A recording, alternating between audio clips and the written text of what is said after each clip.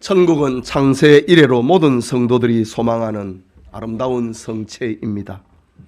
한 천사로부터 인도받은 요한은 천국을 어린 양의 아내로 묘사하는 장면을 보았습니다.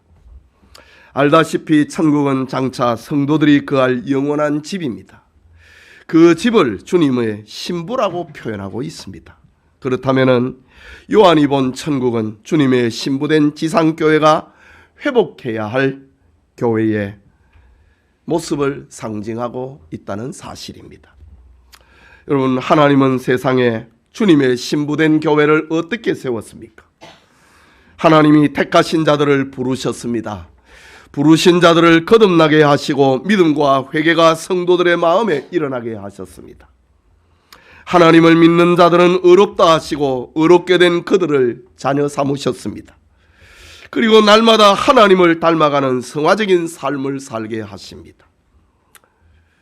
이 구원은 중도에 포기되거나 탈락하지 않고 결국 구원에 이르게 됩니다. 하나님으로부터 시작된 구원은 천국에서 성도의 영화로 완성이 되는 것입니다. 주님이 재림하실 때에 성도들은 하나님을 만나기에 조금도 부끄러움이나 부족함이 없는 영화의 상태가 된다는 말입니다. 요한이 보았던 천국은 곧 예수님의 아내의 모습이었습니다.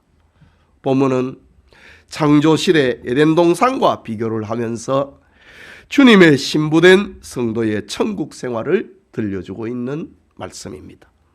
이 시간 영광스러운 천국이라는 제목으로 하나님의 말씀 받겠습니다. 말씀을 듣는 우리 모두에게 천국 생활을 소망하는 은혜가 임하기를 소원합니다. 오늘 본문에는 사도 요한이 보았던 그 천국을 8가지로 묘사하고 있습니다. 그 첫째가 생명수 강이 흐르고 있는 천국입니다. 본문 1절과 2절에 보면은 그가 수정같이 맑은 생명수 강을 내게 보이니 하나님과 및 어린 양의 보좌로부터 나와서 길 가운데로 흐르더라 라고 합니다. 하나님께서 처음 창조하신 에덴에는 4개의 강이 흘렀습니다. 아담과 하와는 하나님께 순종하며 이 강물을 마시며 살았습니다. 그러나 범죄함으로 말미암아 강은 없어지고 변형이 되고 말았습니다. 하지만 요한이 보았던 천국에는 길 가운데로 흐르는 강을 보았습니다. 그것은 생명수 강인데 하나님과 어린 양의 보좌로부터 시작되어 흐르고 있는 강이었습니다.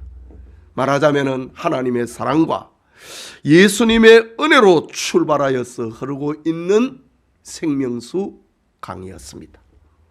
여러분, 세상에서 사람들이 마시는 물은 아무리 마셔도 그 목마름을 해결할 수가 없습니다.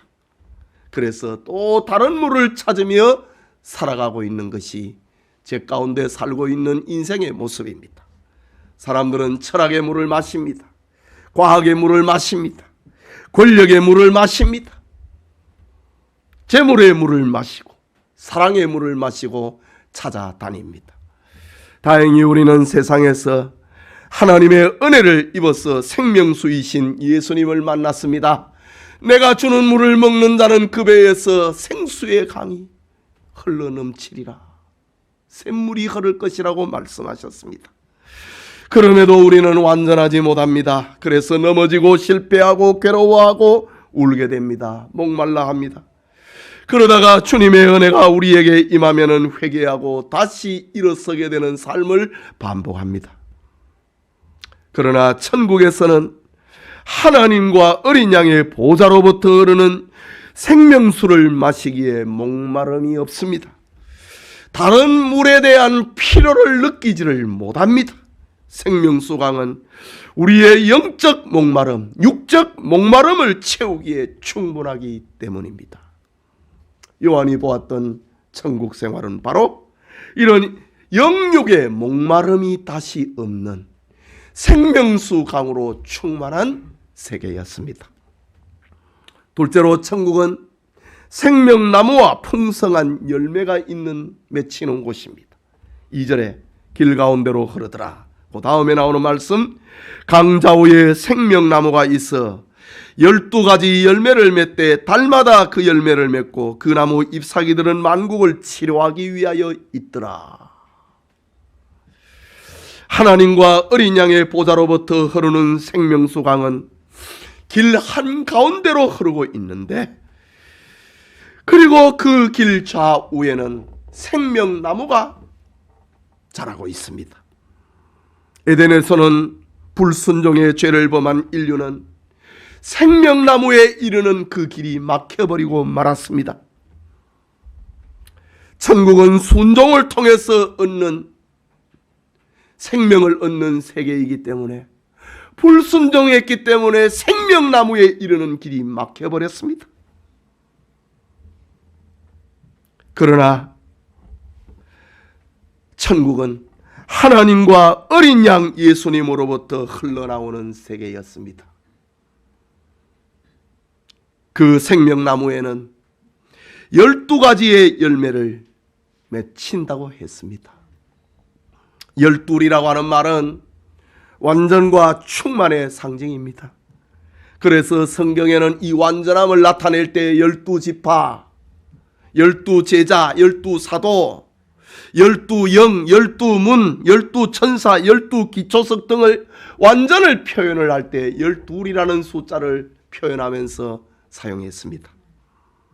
그렇다면 12가지 열매로 표현되고 있는 생명 열매는 천국의 아름다움과 그 열매의 완전함과 충만한 세계를 알려주고 있습니다.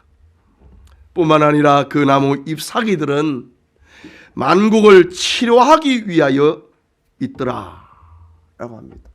여러분, 우리가 이 땅에 살면서 치료에 대해서 얼마나 갈증하고 목말라 하고 있습니까? 그런데 생명나무에 열매를 맺히는 그 잎사귀는 만국을 치료하기 위하여 있다고 합니다. 이것은 생명운동의 충만입니다. 예수님께서는 세상에 오셔서 백성들을 치료하는 일을 하셨습니다. 병든 자를 고치고, 듣지 못하는 자의 귀를 열어서 듣게 하시고, 보지 못하는 자의 눈을 열어서 보게 하시고, 말 못하는 자의 입을 열어서 말을 하게 하셨습니다.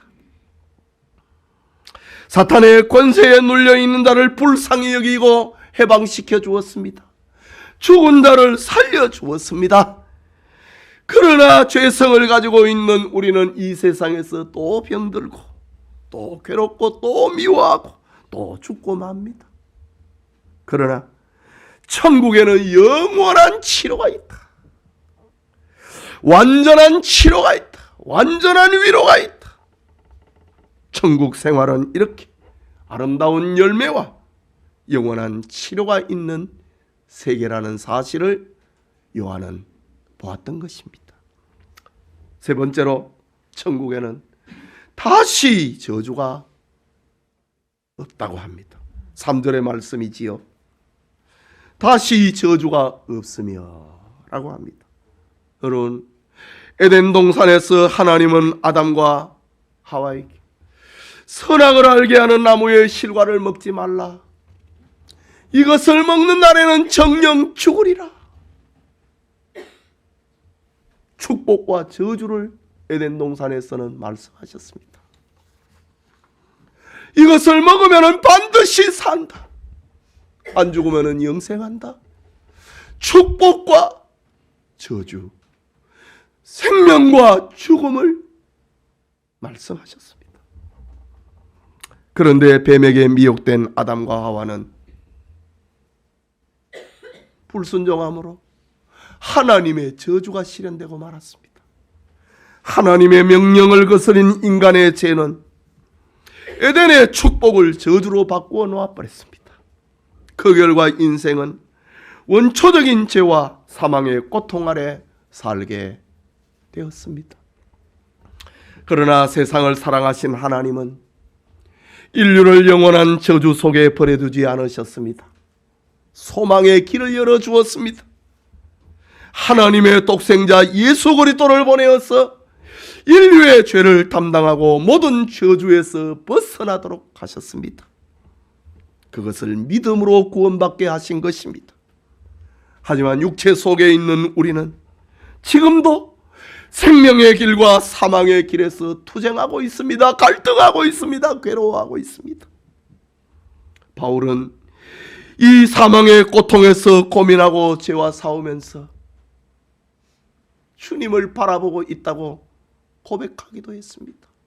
이 몸에서 벗어날 그날을 내가 학수고대하고 있다고 바울은 표현했습니다. 하나님은 우리에게 완전한 저주가 사라져버린, 저주라고 하는 단어가 없어져버린 그 세계를 예비해 놓으셨는데 그것이 바로 천국입니다. 천국은 저주가 없고 하나님의 영원한 축복이 흐르고 있는 세계입니다. 성도의 천국 생활은 바로 저주가 없는 영원한 축복의 세계라는 사실을 요한은 보았습니다. 넷째로, 천국은 하나님과 어린 양의 보좌가 그 가운데 있습니다. 여러분, 하나님의 보좌는 성막의 그 지성소에 법궤가 하나님의 보좌로 표현했습니다. 하나님의 보좌는 하나님이 이스라엘과 함께하고 있다고 하는 상징입니다. 그런데 천국에는 3절에 보니까 하나님과 그 어린 양의 보좌가 그 가운데에 있으리니 라고 합니다. 에덴 동산에서 범한 인류의 죄악은 하나님과 인간의 관계를 끊어버렸습니다.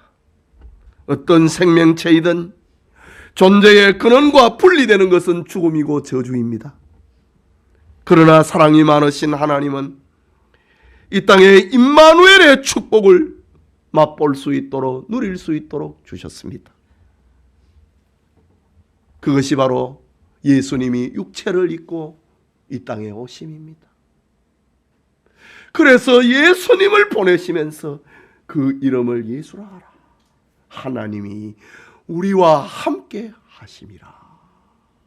분리되어 버린 세계, 죄로 말미암아 분리되어 버린 세계, 그것을 다시 붙여놓는 다리의 역할을 하는 위해서 하나님은 예수님을 이 땅에 보내셨다고 했습니다.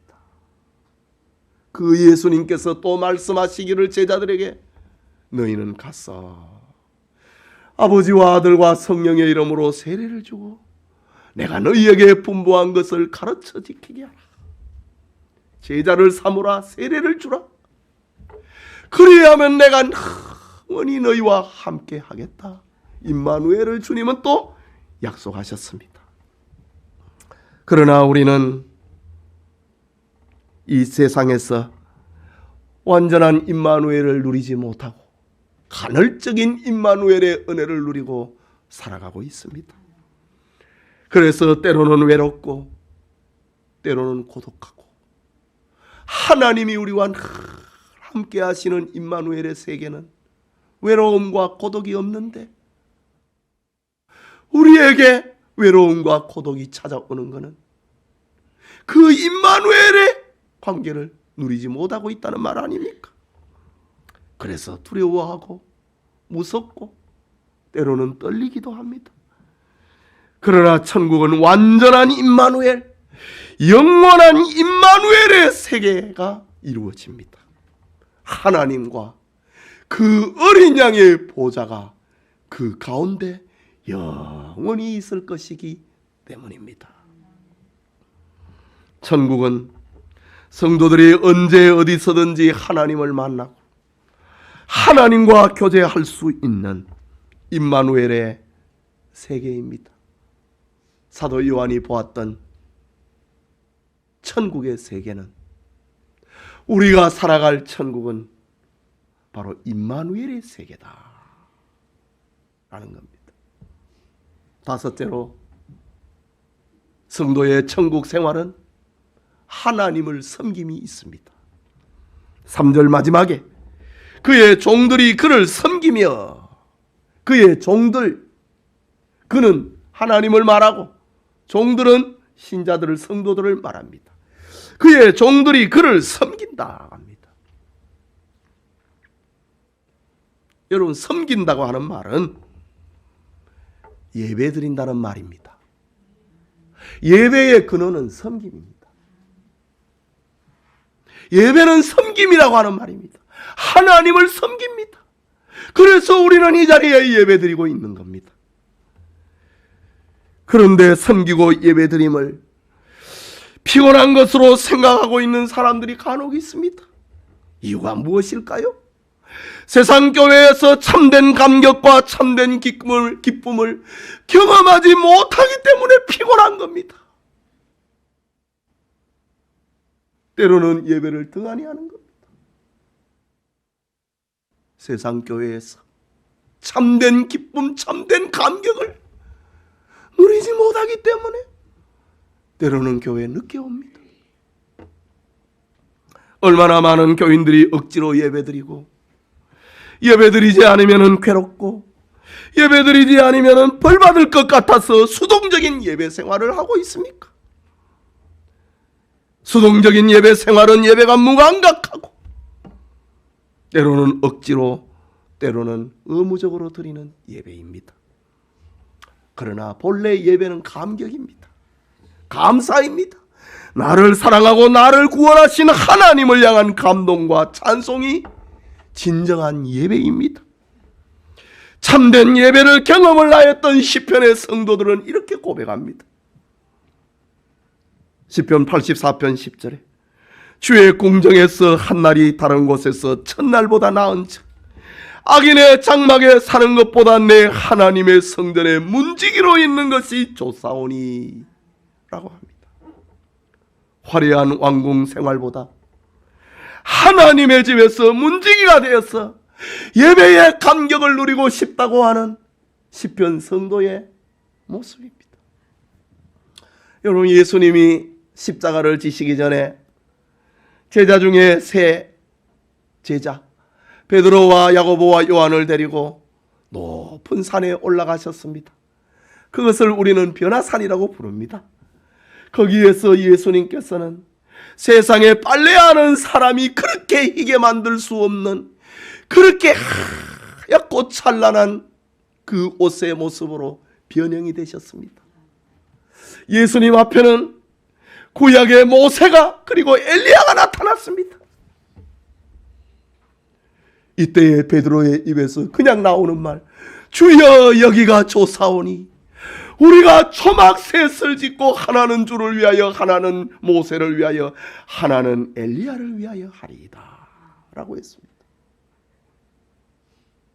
이게 뭡니까 지금? 예배의 감격을 누렸기 때문입니다. 예배의 맛을 누렸기 때문에 하나님 앞에 예배드리는 그 맛을 잠깐 보았기 때문에 여기가 좋사오니. 여러분, 이 세상을 천당같이 만들어 놓고 세상을 떠나기 싫어하는 사람이 있지요. 그 천국을 몰라서 그렇습니다. 천국의 맛을 조금 맛보았던 시편의 성도, 왕궁에서 첫날보다 하나님의 집에 문지기로 있는 것이, 하루라도 문지기로 있는 것이 나에게는 낫다. 여기 있는 것이 좋사오니 내려가고 싶지 않다 이거지. 이것이 하나님을 향한 예배의 맛을 보았던 성도의 고백입니다. 여러분, 천국의 예배는 고역이 아니라 감격입니다. 주님과 더 가까운 사랑의 교제입니다. 더 많은 은혜와 사랑을 받는 축복의 현장입니다.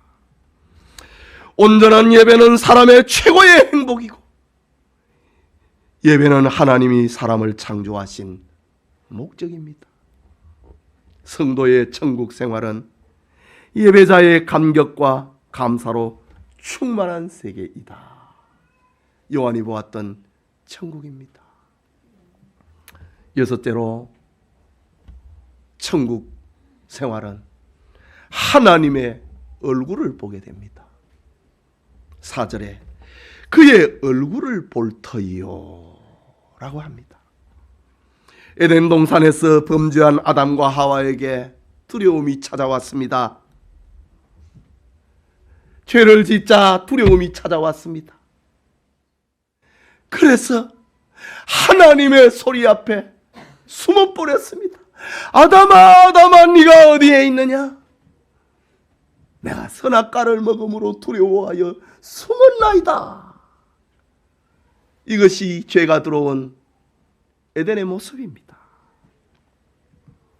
죄는 하나님의 얼굴을 보지 못하는 비참한 상태로 만들어버립니다. 그런데 세상에 오신 예수님은 말씀하십니다. 나를 본 자는 하나님을 보았거늘. 예수님을 통하여서 우리는 하나님을 보게 된다는 겁니다. 예수님을 통해서 하나님을 봅니다. 나를 본 자는 하나님을 보았거늘 어찌하여 하나님을 보이라고 하느냐? 예수님을 통해서 하나님은 자신의 얼굴을 보여주었습니다. 그런데요, 죄 가운데 있기 때문에 우리 하나님을 바로 못 보지요. 그런데요, 천국은요, 그의 얼굴을 볼 터이요 라고 합니다. 하나님의 얼굴을 직접 본다는 말입니다. 그 하나님 앞에 진정한 감사를 드리며 하나님의 무한한 사랑을 받게 될 거라고 합니다. 얼굴을 본다. 중간에 뭐 거친 게 없다. 오해가 없다는 겁니다. 숨기고 싶은 게 없다는 겁니다. 오늘날 세상에서 우리의 삶이 피곤하고 그것은 소통이 되지 못하고 이해를 받지 못하면서 일어나는 일입니다. 남편이 아내를 이해하지 못하고 아내가 남편을 이해하지 못하고 자식이 부모를, 부모가 자식을 이해하지 못하니까 피곤합니다. 우울합니다. 가정에서, 회사에서, 학교에서 사람들이 고독한 것은, 외로운 것은, 섭섭한 것은 이해되지 못하고 소통되지 못하고. 왜 사람들은 나를 이렇게 생각하는 거야? 얼굴과 얼굴을 대면하지 못하기 때문에 일어나는 슬픔입니다.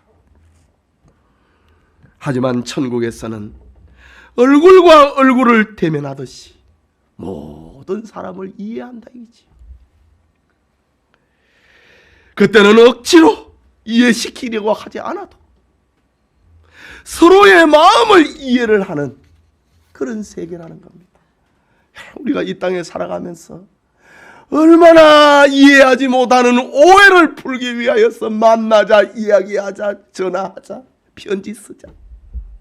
그래 합니까? 그래도 오해해요. 내 마음은 그렇지 않은데 무슨 말을 한마디 하면 그것이 자꾸 이상하게 해석이 됩니다. 이게 세상 생활입니다. 그러나 천국은 얼굴과 얼굴을 대면해 본다 이거지요. 오해가 없다 이거지요. 하나님이 나를 아시고 나도 하나님의 얼굴을 보게 되는 성도의 천국 생활은 하나님의 얼굴을 대면을 하는 영광의 세계, 그런 세계라는 사실을 요한은 보았다고 합니다. 일곱째로 성도의 천국 생활은 그 이마에 하나님의 이름이 새겨져 있습니다. 4절 마지막에 그의 이름도 그들의 이마에 있으리라. 하나님의 이름이 성도들의 이마에 있다고 합니다. 에덴 동산에서 추방당한 인류는 죄 아래 놓이고 말았습니다. 요한계시록 13장을 보면은 죄 아래서 살아가고 있는 사탄의 백성들에게는 그 이마와 손에 짐승의 표 666이 새겨져 있다고 합니다. 이마는 사상의 상징이고 손은 행동의 상징입니다. 그의 이름을 받았다고 하는 것은 소유권을 말합니다. 666이라고 하는 표는 사탄의 소유가 되어버렸다고 하는 것입니다. 그러나 천국의 모든 성도들의 이마에는 하나님의 이름이 새겨져 있습니다. 하나님의 이름은 구원을 보장하는 이름입니다. 하나님의 이름은 신분을 보장하는 이름입니다. 하나님의 이름은 영원한 천국의 기업을 보장하는 이름입니다. 그렇다고 해서 이것을 진짜 도장처럼 그렇게 해석을 하지 않아도 됩니다. 이 말은 인격의 상징이기 때문입니다. 영화로운 몸을 입은 성도의 천국 생활은 모두 다 그리스도의 피로 죄를 씻고 희게 되고 감격하는 그 인격을 가지게 됐다는 겁니다.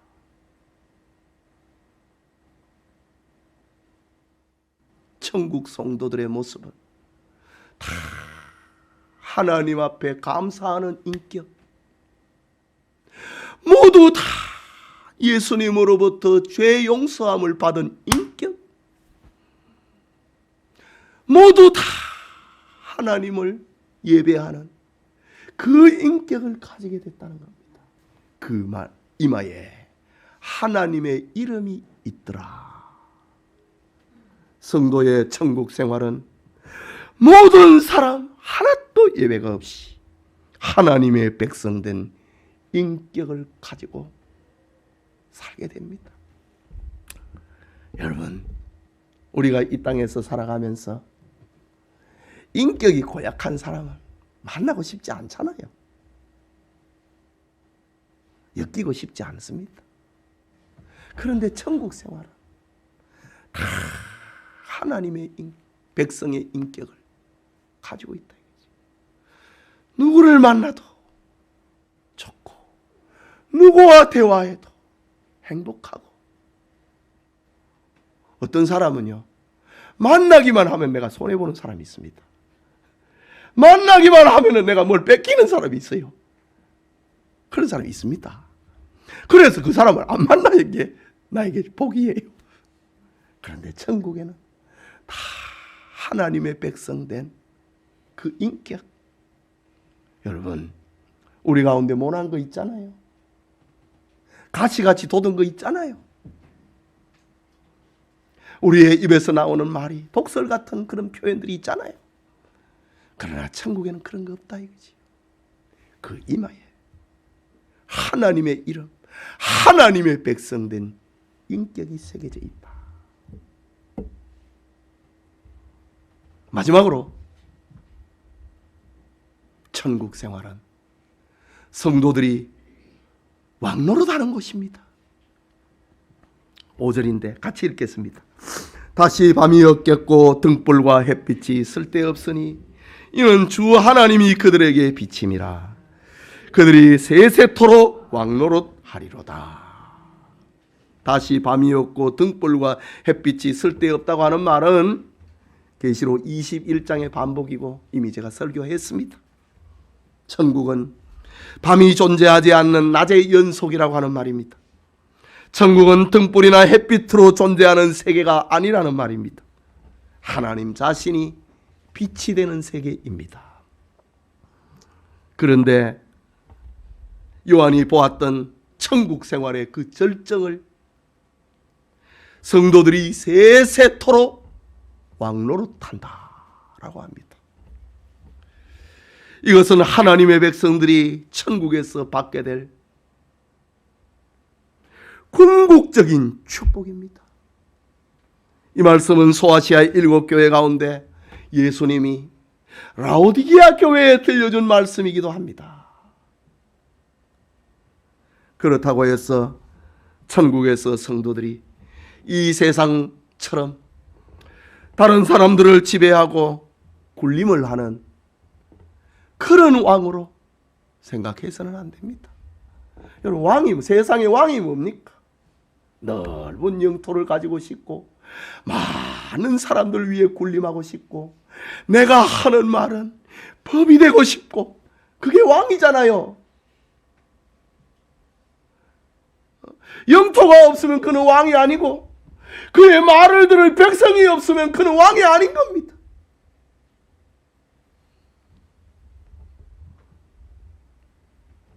천국에서는 이 세상처럼 지배하고 다스리고 뭐 종으로 만들고 그런 세계가 아니고 하나님의 형상으로 지음을 받은 사람의 완전한 자유, 완전한 권세의 회복을 말합니다. 천국 성도들은 죄와 책임에서 완전한 자유를 얻게 됩니다. 온전한 사람이 됩니다. 신령하고 거룩한 영화로움을 누리게 됩니다. 수치와 부끄러움이 없습니다. 성도의 삶은 하나님의 빛으로 가득하고 주님의 영광으로 가득합니다. 바로 왕 같은 삶을 살게 된다. 누구 밑에 들어가는, 그리고 위에 올라가고 뭐 군림하는 그게 아니고 나의 이상과 꿈이, 거룩한 이상과 아름다운 꿈이 다 실현이 되는 세계, 왕같이 세세토록 왕같이 살게 된다 이거지요. 성도 여러분, 요한이 본 천국을 기록하고 있는 세계는 잃어버린 동산의 회복, 그것과 하고 또 다른 더 완벽한 세계를 묘사하고 있습니다. 천국은 생명수 강이 흐른다고 했습니다. 다시 에덴 동산처럼 생명을 잃어버리지 않는 세계, 영육의 갈증이나 목마름이 없는 세계, 미혹을 받지 않는 세계라고 합니다. 천국은 생명나무와 12가지 열매가 맺힌다고 합니다. 만족과 풍족함이 가득한 곳이고 만족의 연속이고 치료와 생명의 기쁨이 연속되는 곳이라고 합니다. 천국은 다시 저주가 없다고 합니다. 세상에서는 우리의 연약으로 겪게 되는 실패와 좌절, 그리고 저주가 있지만은, 그러나 천국에는 저주가 없고 오직 하나님의 영원한 축복으로 넘쳐나는 곳이라고 합니다. 천국은 하나님과 어린 양의 보좌가 그 가운데에 있다고 합니다. 죄는 하나님과 인간의 관계를 분리시켜 놨지만은 천국에는, 죄가 없는 천국에는 하나님이 함께하는 세계라고 합니다. 천국은 하나님을 섬기는 온전한 예배가 있습니다. 감격의 예배, 자원하는 예배, 기쁨의 예배, 창조의 목적이 온전히 실현이 되고 있는 예배가 있는 세계다. 천국은 하나님의 얼굴을 보는 곳이라고 합니다. 이것은 피조물이 받은 최고의 복입니다. 완전한 교제입니다. 하나님의 자녀된 신분과 권세의 회복, 하나님의 얼굴을 보게 된다. 천국은 성도들의 이마에 하나님의 이름이 있습니다. 모든 성도들은 하나님의 영원한 자녀이고 하나님의 소유된 인격의 축복을 말합니다. 천국은 성도들이 왕노릇한다고 했습니다. 하나님의 형상으로 지음을 받은 인간의 완전한 자유, 참된 권세, 왕적 권위가 실행이 되고 있는 장소라고 했습니다. 여러분, 창세 이후로 구원받은 모든 성도들은 하나님이 예비해 놓으신 이 천국을 바라보며 나은 바 본향을 생각하지 아니하고 더 나은 본향 천국을 바라보며 살았습니다. 환난과 핍박과 기근 속에서도 천국을 생각을 하며 위로를 받았습니다. 사도 바울은 천국을 생각을 하면서 현재의 고난은 장차 우리에게 나타날 영광과 좋기 비교할 수 없도다. 비교 대상이 안 된다고 했습니다. 로마의 시민권이 뭔가 비교 안 된다고 했습니다. 영광의 나라 천국은 세상에서 예수님을 믿어 죄 용서함을 받은 사람이 가는 곳입니다. 믿음의 선한 싸움을 싸우다가 승리하는 사람들이 가는 곳입니다. 그렇다면 우리의 소망은 그리스도에게 있음을 날마다 고백하면서 살아야 할 것입니다. 그리스도 안에서 천국을 소망하며 믿음의 경주를 경주하는 은혜가 우리 모두에게 함께하기를 소원합니다. 우리 같이 기도합시다. 말씀을 받았습니다. 여러분, 이거는 상상의 세계가 아니고 실존의 세계. 아까 불렀던 찬송 이것과 그곳 멀지 않다고 했습니다. 여러분, 우리가 잠시 후에 가는 세계입니다. 이 천국이 우리 앞에 예비되어 있기 때문에 환난을 이길 수 있고 갈등을 이길 수 있는 겁니다. 천국이 우리 앞에 있기 때문에 믿음의 경주를 경주할 수 있는 것입니다. 말씀 생각하고 기도합시다.